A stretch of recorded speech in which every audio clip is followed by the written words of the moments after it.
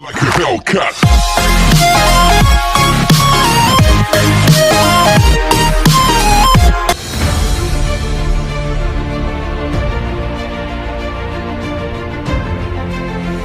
Sahabat berbagi info, setelah LNG Arun selesai, saat ini Aceh dikabarkan masih memiliki cadangan gas alam besar, bahkan terbesar kedua di dunia.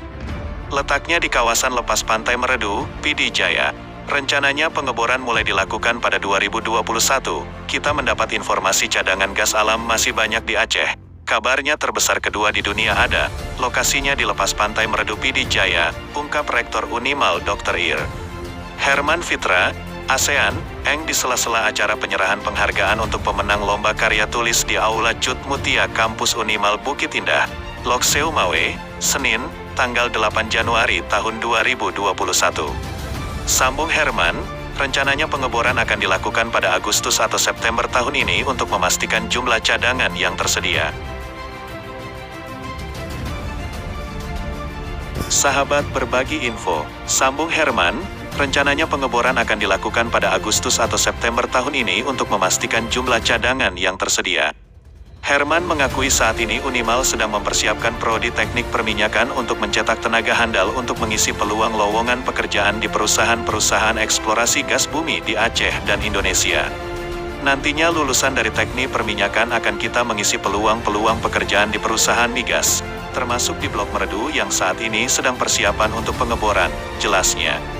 Katanya persiapan prodi khusus itu sudah dilakukan sejak tahun 2020 lalu.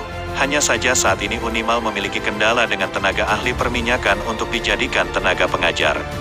Namun pihaknya sudah melakukan pertemuan dengan Badan Pengelola Migas Aceh, BPMA, beberapa hari lalu tujuannya meminta 6 sumber daya dari lembaga itu untuk ditempatkan di Unimal.